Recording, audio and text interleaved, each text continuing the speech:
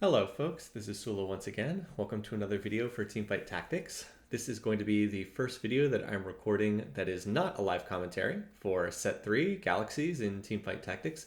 This is actually taken from live stream footage. That's why you can see me down in the bottom right hand corner. But I wanted to do a post commentary for this particular match, and I did not have footage aside from the live stream. I did not have fraps running in the background while playing this, but I still wanted to use this game because it's a good example of some of the gameplay, in particular a Rebels team composition, and I wanted to highlight that. So you can just ignore my face down there in the bottom right hand corner. I guess you can see what my reactions were to some of this. I've gotten rid of the audio and put some post commentary audio, so this is recorded after the events took place. If you're curious and want to see what the live commentary was, you can always look on my live stream channel. I think it's archived there. But in any case, this was a game that we did shortly after Set 3 began. This was, I think, 2 days after it first released. I'd played about half a dozen games of Set 3 Galaxies at that point in time. So this is the initial patch version. Let's talk about some of the biggest differences that have taken place in Set 3. One of the things you'll notice right away is there's a lot less gold to spend. You only get a 1 gold cost champion off the initial carousel, and then you only get 2 gold for the initial minion round, so you can't really buy up the whole board. Now, I ended up getting a 3 cost champion that dropped. That was Karma. She's the Dark Star champion. Karma is Mystic plus Dark Star. She is very similar to the way she was in Set 2, but she looks like her ability is the same, but she has different traits.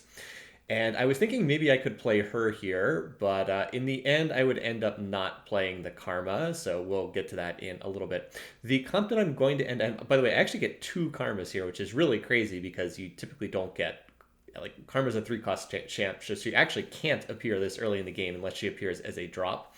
What I was thinking I would do in this game is I thought maybe if I got Sona to drop early, I could play Mystic with the Karma plus Sona, but ultimately I just decided to sell the Karma.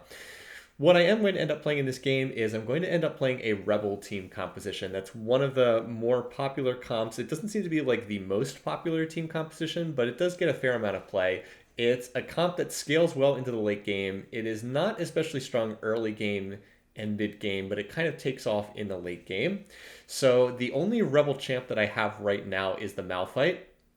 I have 2 Malphites. By the way, Malphite is a 1-cost champ. He's rather weak in this set. He is not the strong Malphite from Set 2. And now I get even more champs. So I've actually gotten very little in the way of items, but I've gotten a lot in the way of money. So what I want to do is I really should sell some of these champions so that I can free up, so I can start getting that passive income stacking. It's very important to try and increase your gold income because you get so little income at the start of the game here in Set 3. So I'm going to end up selling a bunch of these champs just to get money, get up to that 10 gold threshold, and start making some additional income.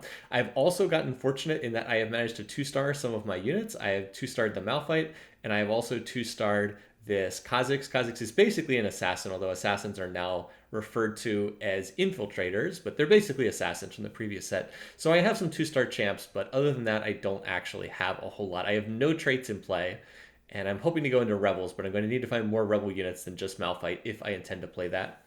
This is taken from a game where a bunch of us were queued up together. So let's see, how many people do we have in this lobby? We have everyone in this lobby except Chicken Soup 306. Everyone else was part of our group. So I'm playing with JDPL Grillo, the Walloper, Myth.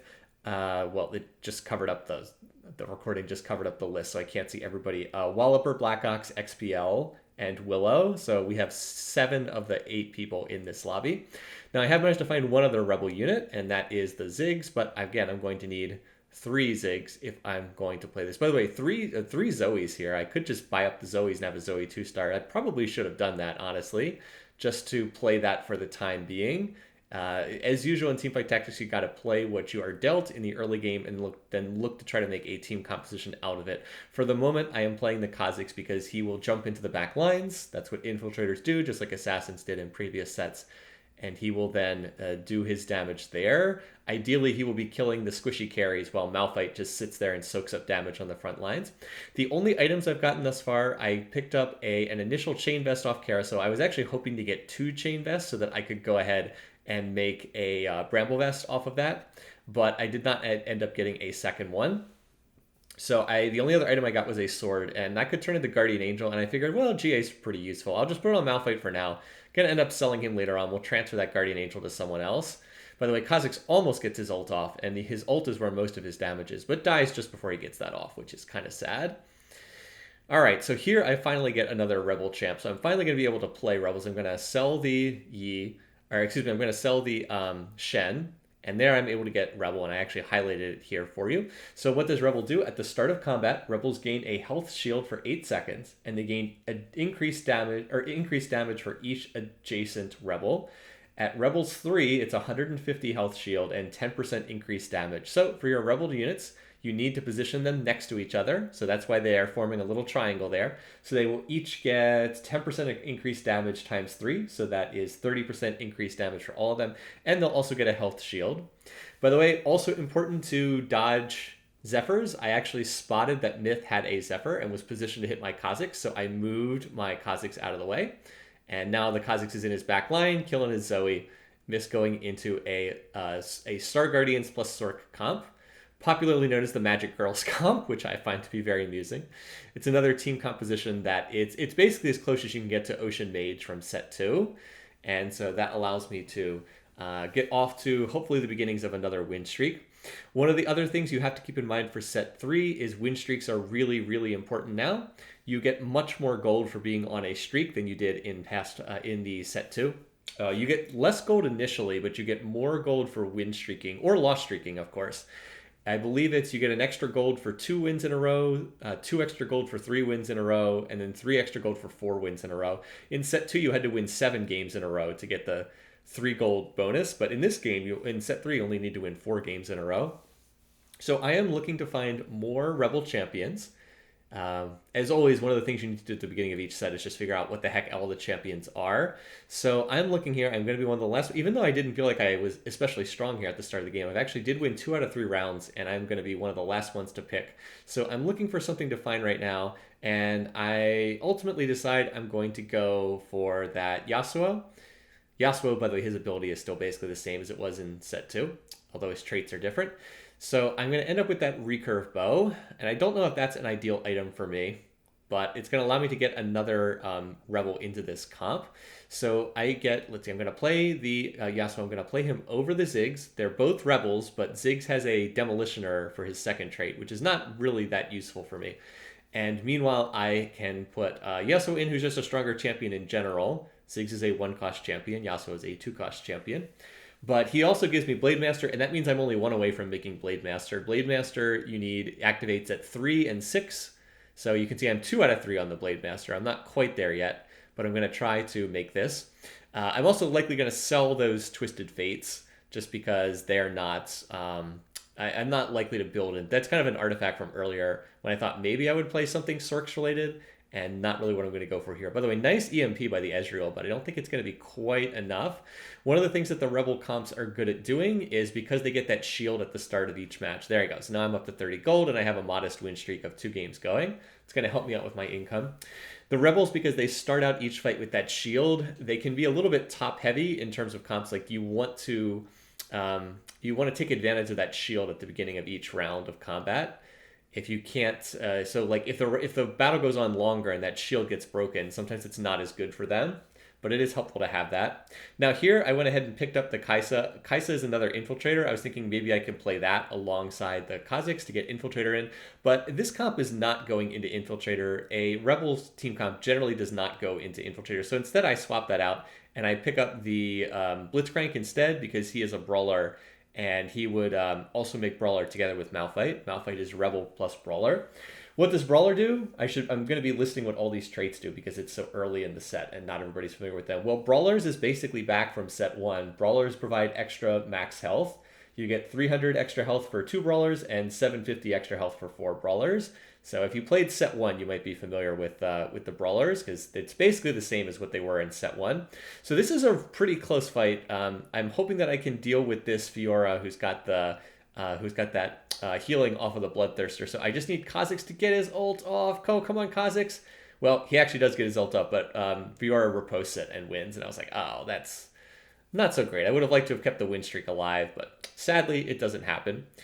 Instead, though, now I'm going to be able to pick up some more champions. There's another Master Yi here. You can see Master Yi's Rebel Blade Master. The Yasuo is also Rebel Blade Master. So that's why a Rebel comp basically always wants to go into Blade Masters, because you have two Rebel champs that are both Blade Masters. And you can get your third Blade Master from a number of different champs. You can get it from playing Kale in the late game. You can also get another Blade Master from playing Aurelia. Those are usually the best sources to get it from. But the core of the Rebels comp is you have you start out by playing 3 Rebels. Eventually, you go into 6 Rebels, and in the late game, you're going to want to put in some extra stuff like Blade Master 3, and you're also going to look to play usually Blasters 2 in the late game. By the way, I've gotten another Rebel here. I have picked up Sona. She is also Rebel. She's Rebel Mystic, which is quite nice because she allows you to make Mystic in the late game. And you can see I've been getting mostly AD related items. I've been very low on items. I've mostly been getting champions, which is not the worst thing because champions are more gold. And with the way that the income compounds over time, it's quite helpful to have that. So I'm going to go ahead and make a Giant Slayer. I don't think this is an ideal item, but it's what I had. So I'm going to go ahead and use it. And now I'm actually going to double level here. I'm going to level up to, I'm going to level first to 5, and then I just go straight on through and go up to 6. And the reason why I do that is because it's going to allow me to get extra traits in. I'm going to get 4 Rebels here, and then I can put in Blitzcrank, and I can make Chrono if I want, or alternately, I can put in the Blitzcrank, and I can make Chrono as well. And I believe that's what I'm going to do, because 5 Rebels is not going to help me that much. I really need to get up to the 6 Rebels, and a 1-star Sona is not that good. So I believe that's what I'm going to do. I'm going to trade that out. There we go. 4 Rebels, 3 Blade Masters, 2 Chronos, 2 Brawlers. So let's talk about what each of them does here, by the way. So this is actually reasonably strong for this point in the game. I only have the 1 2-star champion, but I've got a lot of synergies on my traits. Unfortunately, that Wukong ult really messed me up pretty badly there. That Wukong that XPL is running. Wukong being a 4-cost champ. And his Mordekaiser is also tanking a lot of damage too. So I think I actually do not end up winning this. Anyway, so let's talk about what these traits do. Blade Master is one of the traits that I just made. I'm getting dunked by Darius here. Blade Masters have a chance on hit to attack 2 extra times. At Blade Master 3, it's a 30% chance to attack twice 2 extra times. So 30% chance to attack attack 2 extra times with Blade Master 3. And at 6 Blade Masters, it's 55% chance on hit. I suspect these numbers will be tweaked over time in future patches. So you have a chance to get 2 extra attacks with each swing. Very nice ability, and it builds into a number of different team compositions. Rebel comps pretty much always are going to try to play this because of Yasuo and Master Yi. The other trait that I made was Chrono, and Chrono is another trait that's, you don't really run like a Chrono 6 team composition, but you'll see a lot of comps running Chrono 2 or Chrono 4. Chrono is all allies gain attack speed every 4 seconds. At Chrono 2, it's 15% attack speed. Chrono 4, 35% attack speed. Chrono 6, 65% attack speed. So it's something that you can put into a lot of different team compositions and just get that splash extra attack damage. Over here, the Jace on the other team kept trying to dunk me, but fortunately for me, that was being used against my Malphite, who is very tanky between the Guardian Angel and the fact that he's a brawler, he's got the extra health, and he had the Rebel Shield. So this ends up with a hilarious slap fight between my Malphite, who has no damage, and the Leona on Walloper, who also has no damage, and they're just kind of sitting there hitting each other, not doing much of anything. So the last couple rounds, I have not found much of anything, but that's okay. I mean, it would have been better to find something useful. I'd love to 2-star some of these units, but what I was able to do was just to kind of bank some more money. I'm not on a win streak, so it's not super important whether I win or lose these. Obviously, it's better to win than to lose, but I don't have like pressure to try to win these rounds. What I'm really trying to do is just trying to get my level up as high as possible. I need to get up to level 7 and level 8 so that I have a chance to find the high cost units. The key units I'm looking for in this Rebel comp is I'm looking for Jinx. Jinx is Rebel plus Blaster. She's a 4-cost unit. And my ultimate endgame carry is going to be Aurelion Sol, who is a Rebel who is a 5-cost unit. And I have much, much better odds of finding these units if I can get to a higher level. So right now, I'm just trying to minimize how much damage I take. I want to win these rounds if I can, but if you just notice that that Mordekaiser that Grillo's playing just popped his shield, and all of a sudden I was like, well, I'm not winning this round. That Mordekaiser has a Gunblade, he has Morello's, and he has a Dragon's Claw. I was looking at this and I was like, oh man, that guy is really strong. I actually called it early in the game on the live stream. I was like looking at what other people had, and I was like, wow, this Mordekaiser that Grillo has looks really strong. If he 2-stars this, he's just going to win streak off that. And that's exactly what happened. You might see Grillo's got the little fire icon indicating he's win streaking. So yeah, very strong unit. Mordekaiser are probably a little overbuffed right now for a 2-cost unit. Grillo's made him the centerpiece of his team comp, and it seems to be working out thus far.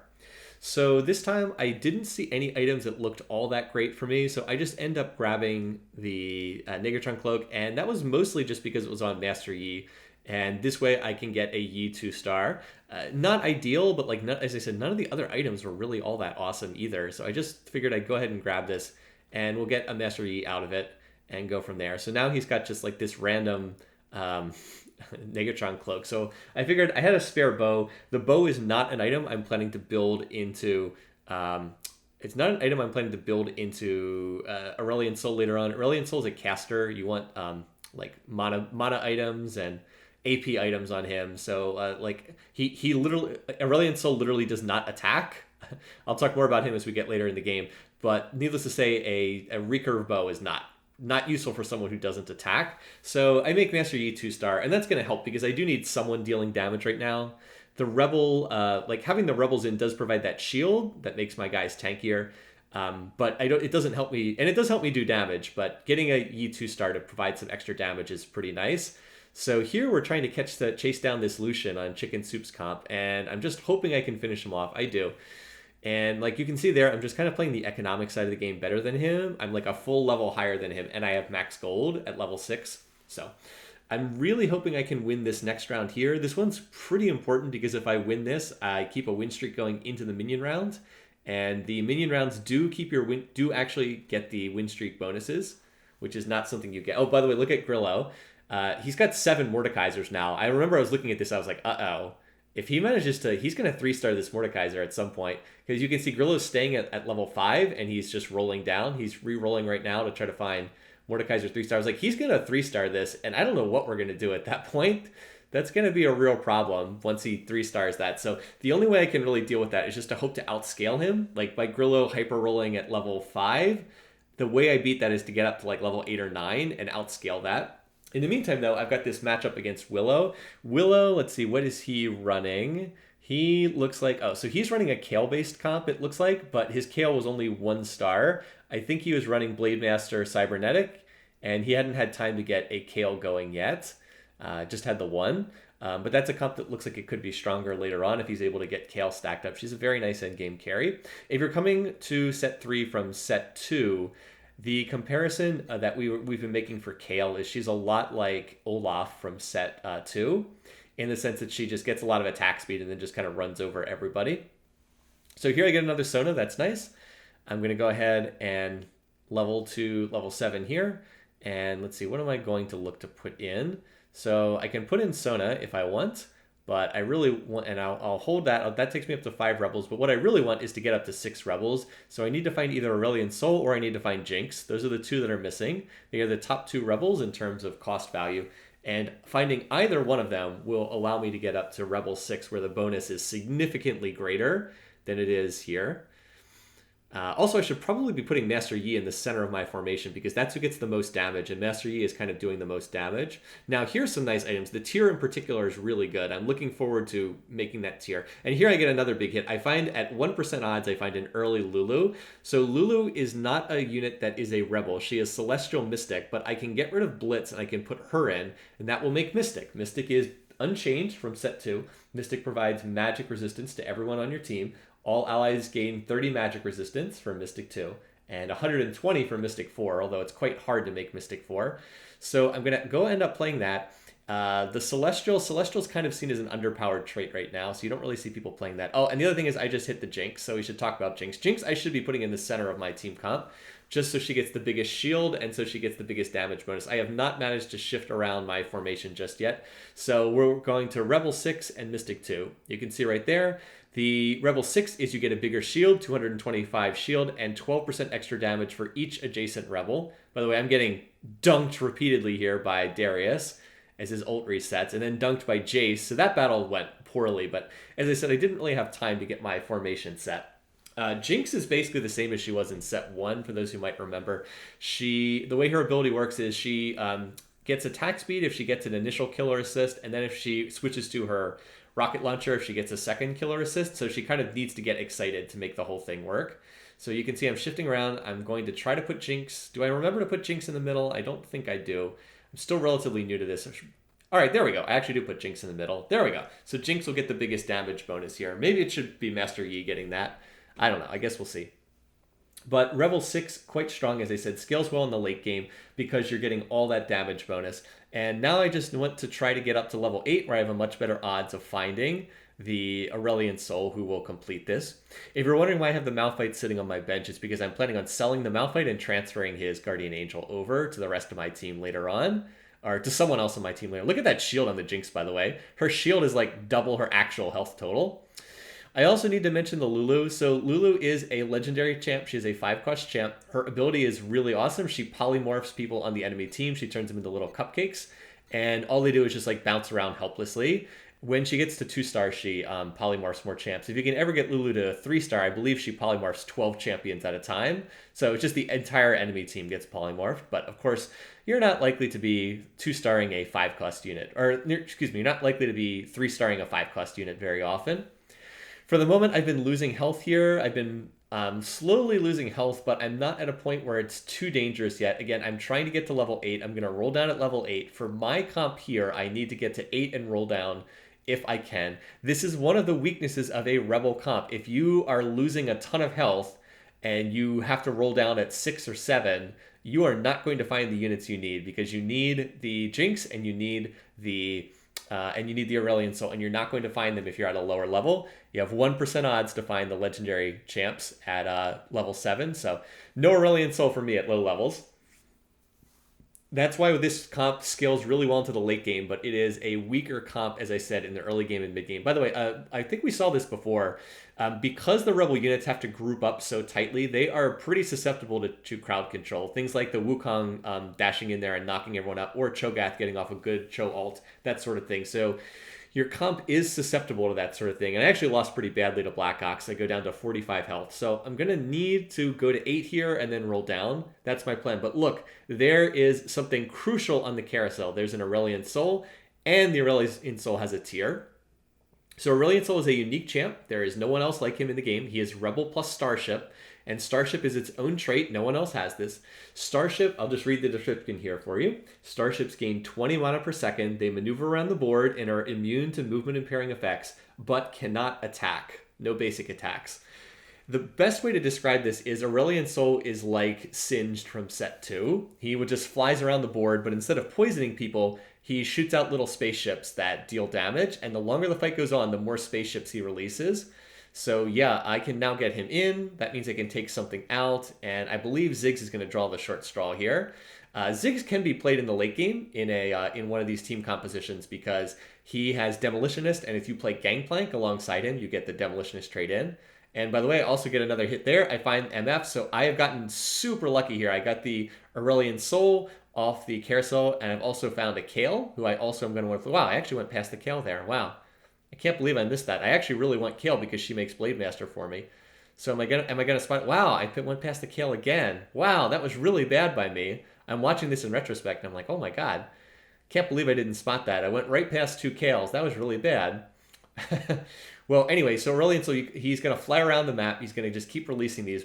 Really good MF ult, hits most of the enemy team. Her ult is basically the same from set 1, but her traits are a lot better than they were in set 1. And now it's me and Grillo. Grillo's got the 3-star Mordekaiser, so I'm like, uh-oh. Can I take down this Mordekaiser? Oh, man, this is not good. But fortunately, MF's ult is just barely going to be enough. There we go. I do remember winning this round, but I thought it was actually the ult that won it. So I end up grabbing the Cho, and I believe that the reason for that is I wanted him to be a little bit more in the way of frontline. I can't remember if I actually ended up playing Cho in this match or not. I'm not sure if I did. The reason why Misfortune is really key for me is she picks up Blaster. Blaster pairs together with Jinx. I mentioned that Jinx is Rebel plus Blaster. Misfortune is Valkyrie plus Blaster plus Mercenary. Mercenary means that she has the ability to buy upgrades in the shop. And I actually bought one of them already, larger bullet waves from her. So I'm still rolling down here. I'm still trying to find something else. I find another Aurelion Sol, and I think at this point I'm going to stop rolling down and try to get to the next level. See, I have 2 out of 3 Aurelion Sols. I have 2 out of 3 Lulus. And my Jinx does get Zephyr'd there by Myth. But you can see how much that Rebel Shield is has added here. Another good MF ult, which just destroys Myth's team. And Lulu got the polymorph off on a bunch of people too. So that plus Aurelion Sol just flying around is quite nice. Aurelion Sol needs a couple things to be effective. So he gets the big damage bonus by having all those rebels stand next to him. He's currently standing next to 5 rebels. Each rebel is 12% more damage at Rebel 6. So that's what, 12? That's 60% extra damage. So the Seraphs is super important on him because it allows him to cast more often. He needs to be casting frequently because every time he casts, he produces more ships, and it's kind of a snowball effect. The longer the fight goes on, the more little starships he's putting out, so it's important for him to start casting early and often. That means that Seraphs is incredibly important for him. And by the way, we're discussing the 3-star Mordekaiser up there in the chat. So you really, really, really want the Seraphs on him. And the other items that are good on him are just AP items in general. It's quite nice getting a death cap on him because if you're playing rebels, you're going to have increased damage from him standing next to the other rebels, and then death cap's just going to amplify that to a huge degree. So those are some of the key items. Obviously, defensive items too. You can play something like Guardian Angel for the revive, although the attack damage is not going to help him at all. You could always just get other standard good AP items like, I don't know, like Morellonomicon is nice. Here I get a huge break of luck. I get double needlessly large rods off that minion round. I was like, all right, well, we're in business now. We're going to put this on Aurelion Sol. And with that death cap, we're going to have that 50% spell amplification. And then these other 2 items, I was like, oh, you know what? Well, I'm not going to get any more components at this point in time. I should just put these on one of the champs, either on Misfortune or on Jinx. I'm rolling to see if I'm going to find MF 2-star or if I'm going to find Jinx 2-star. I guess I did end up rolling more here. And boy, I went past another Kale. That was pretty bad of me. So this roll down, unfortunately, didn't find a whole lot. I was really looking for Aurelion Sol 2-star. The odds aren't enormous, but they do have a decent chance. So rolled down a lot of gold there, didn't find a whole lot. Sometimes that does happen. And so I end up making less Whisper on Misfortune, just because that'll give her the armor shred and a little bit more attack speed and a little bit more crit chance. So far, I've been reasonably lucky. MF's ult got interrupted by Wukong there, but Aurelion Sol seems to be doing most of the damage, along with, yeah, okay, so he did 5,000 damage. He carried that particular fight, and the good news is I've managed to get a bit of a modest win streak going here. So the one unit I really still need to get this comp to pop off is I need Kale, because Kale is Blade Master, which will put Blade Master back in, and she's Valkyrie as well. There I hit the 2-star Lulu, and I think at this point I'm like, okay, I've got 2-star Lulu. I'm going to stop rolling down. Maybe I'll get the 2-star Aurelion Sol. Maybe I won't, but it's time to stop rolling down because I need to get to 9 and I need to get Kale into this comp. Blade Master, I already mentioned, gives you that chance to get 2 additional attacks. And then the Valkyrie is something that's new in set 3. Valkyrie is an ability that causes all attacks under 50% health to crit. Valkyrie attacks and spells always crit targets below 50% health. Very, very nice. It just makes these units very effective at killing things. So Kale plus Misfortune both carry that. The only one who carries Valkyrie right now is Kaisa, who's an early game infiltrator. So there, my positioning's bad. Misfortune gets grabbed by Blitzcrank and then dies. So that kind of sucks. But the good news is my comp has multiple threats. I have the Aurelion Sol flying around. I've got Jinx in the back line, although Jinx does not have any items, but she does get the Rebel damage bonus. And we just barely managed to win this round against Chicken Soup. The one person who is not part of our group in the lobby here. So we're hoping that Chicken Soup does not win because we want one of us to top this lobby. I was saying right here, Chicken Soup's he's level 8. He's got like 50 gold, but he's on 8 health. He needs to roll down. He should have rolled down sooner. Don't wait until you're at 8 health to roll down. He should have been rolling to get stronger instead of letting himself bleed out like that. Now if he loses one more round, he's out of the game. Over here, I'm looking at some of these other comps right here. So the big one that we're still focused on is Grillo with that 3-star. Grillo has the 3-star Mordekaiser, who's like the one-man army, basically. Meanwhile, Myth is running a Star Guardians comp. He has 6 Star Guardians, 4 Sork. So that, like I said, that's similar to Ocean Mage in the previous round.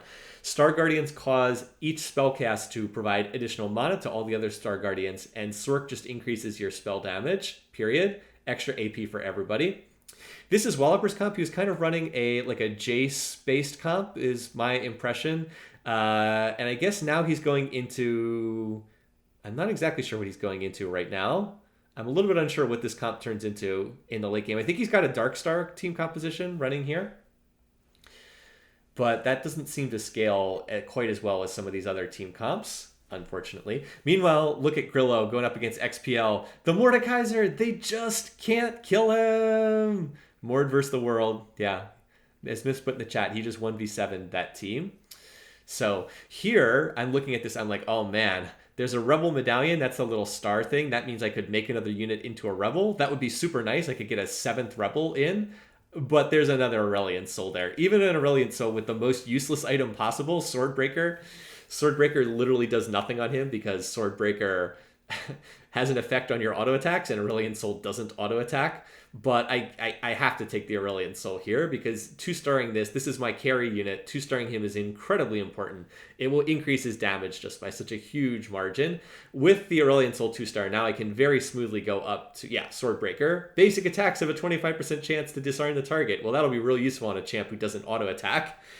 No, but seriously, now I've got the 2-star Aurelion Sol with 2 out of 3 really good items. The Swordbreaker is useless, but the Death Cap plus the Seraphs is pretty awesome on him. He's getting the huge rebel damage bonus, plus he's got the he's also got the Seraphs to cast more often, and the Death Cap to increase his damage further. There, I decided finally I would sell the Malphite and transfer the Guardian Angel over to Misfortune.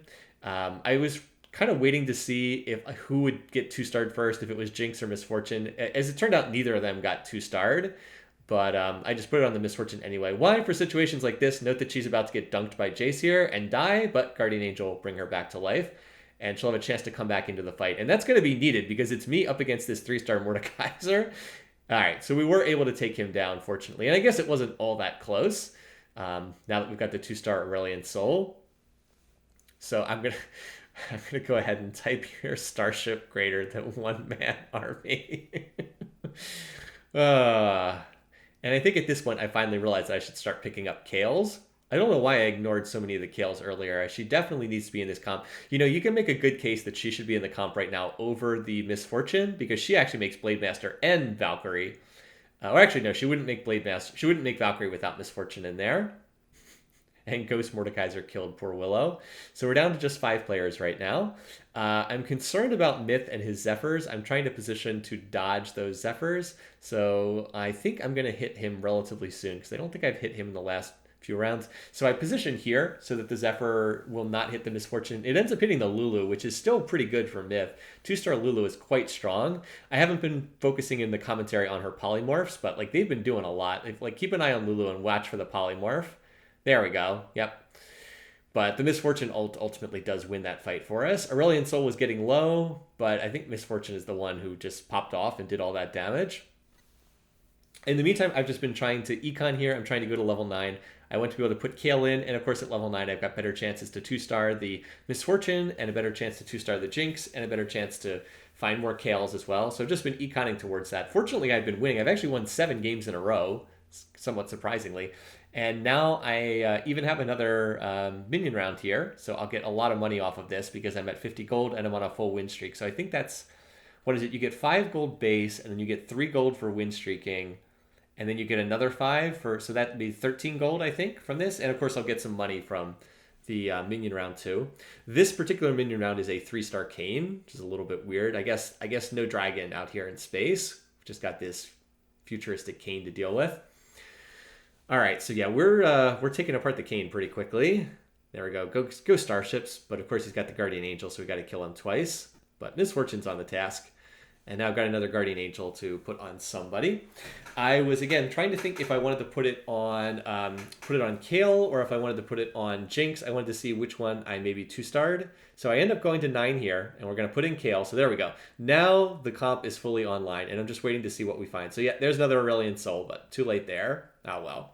There's another Kale, and let's see what else we can find. There's another Jinx. I'll drop the Aurelion Sol because I'm not going to 3-star him, let's be honest. And there we go. There's a 2-star Jinx. So I'm just going to go ahead and lock for that. I don't know why I sold the Malphite there. I think for some reason I was thinking I could 2-star it. So because I'm going to 2-star the Jinx, I'm going to put the Guardian Angel on Jinx instead of on Kale. And now my comp is fully online. Rebel 6, Valkyrie 2, Mercenary, and Starship. Unique traits from Misfortune and Aurelion Sol. 3 Blade Masters, 2 Blasters, 2 Mystic. This is a very strong comp. Very, very strong comp. It doesn't come on, again, like I said, it doesn't come online until the late game, but if you can put all this together, it is a very difficult comp to stop. And unfortunately, I knocked Willow out there, and we're going to be down to our last 3 players with me and Myth and Grillo here. And we actually have Myth and Grillo going at it. Oh, the Mordekaiser are too strong. Myth types Mord, please stop. So there we go. Now I unlock. I pick up the 2-star Jinx. And one of the things that makes this comp so scary is just I have so many different threats. I have the Aurelion Sol, who's the main carry, but I also have a 2-star Jinx who's got a GA. I've got a Kale, who's quite strong on her own right. Kale, once she ults, she starts, much like in standard League of Legends, once Kale gets her ult off, she starts firing those wave attacks. And then I also have a Misfortune too, and the Misfortune actually has pretty good items. Not ideal. You actually want something like a Seraph's on Misfortune to get her ult to pop off faster. You can run like Seraph's Death Cap on her, and it's quite good. Because the Death Cap, her ult actually deals magic damage, not physical damage. And I've unfortunately managed to move my Misfortune right into the Zephyr, so Myth has actually outpositioned me here. The issue is my comp, I think, is just stronger than his. Like, the shield hasn't even been broken yet. And, like, look, the Jinx and the Kale are doing good damage there. I think I'm just outscaled by a decent margin. And meanwhile, my Ghost is in the process of beating Grillo and his unkillable Mordekaiser. So, like we said, we're down to just the 3 of us. Looking for that 2-star Kale, which I do find after scrolling past a gazillion Kales earlier. So I just need to find, now I'm just looking to 2-star the Misfortune, and that's pretty much it. My comp is basically done at this point. I'm quite confident that my overall team is stronger than these. So Grillo's got Vanguard 4, Infiltrator 4, and Dark Star 3. What the Infiltrator does is, that's again the assassin-based team comp. Infiltrators jump to the back lines at the start of the fight. And at Infiltrators 6, so they get extra attack speed. Infiltrators 2 is you get 50% extra attack speed. Infiltrators 4 is 80% attack speed.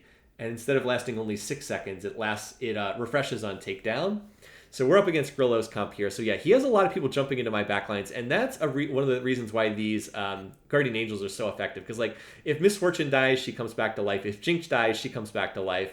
And Aurelion Sol, meanwhile, just flies around releasing starships everywhere. It's a nicely balanced comp there in terms of how much damage everyone's doing.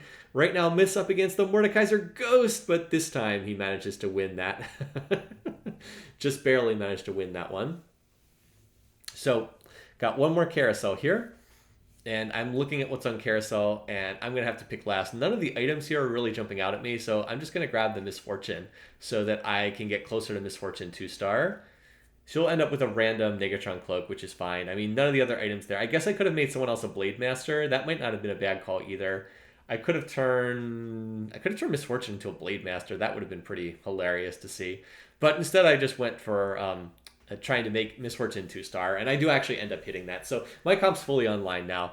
2-star, 2-star Aurelion Sol, 2-star Lulu, 2-star Kale, 2-star Jinx, 2-star Misfortune. Holy moly, is that strong?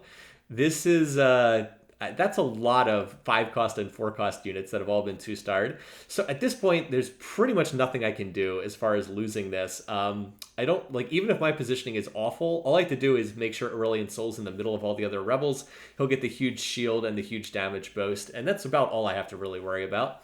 My comp is just way too strong. So right now, I'm not even going to watch my fight. I have a ghost round here against Myth. So I'm just going to go ahead and watch the match between Myth and Grillo, because let's face it, the winner of this is probably getting second, and the loser's probably getting third. So it's going to be a tight fight. A lot of those Syndra's ults going off there on the part of Myth. Vel'Koz ulting as well. Everybody's dead except for the Mordekaiser. It's just Mordekaiser. Can he hard carry yet another fight? Oh my god, that shield is so huge every time he gets his ult off. Look at that shield, but we've got the Soraka heals going off. This is really close, but nope. I guess in the end, raid boss down as I type, and Myth's going to pull this one out. So now it's just me and Myth.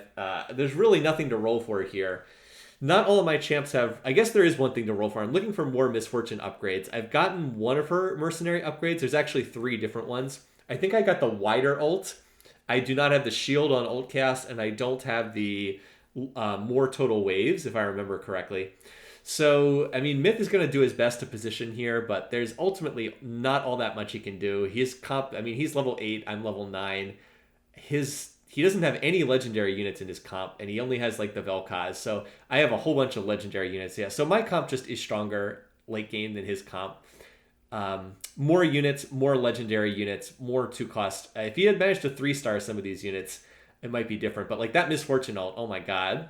Yeah, so it's not all that close. And I'm going to finish this one off. And I actually won like the last 10 rounds in a row or something like that. So yeah, Rebel 6, man, carrier online. If you can manage to 2-star the Aurelion Sol and hit all these units, you are freaking strong. The problem, as I said, though, is this stuff is all very expensive. Your mid game and your early game can be pretty weak with the Rebel setup. You need to rely on champs that just aren't that strong. Like Master Yi and Yasuo are not great champs. Like they're okay, but the Rebels comp really doesn't come online until you find the Jinx and the Aurelion Sol, and you might not make it that far because you might just lose health. Like at higher skill levels, people are going to be putting together very strong comps early on, and they're going to be taking away your health. But in a early on here, where not many people kind of know what they're doing in teamfight tactics, and you can get to the late game more reliably, this can be a good way to go. So hey, if you enjoy StarCraft and you like Protoss, might be time to put in these carriers. So anyway, thanks for watching. Thanks for listening. Until next time, have a great week. See you guys soon. Take care.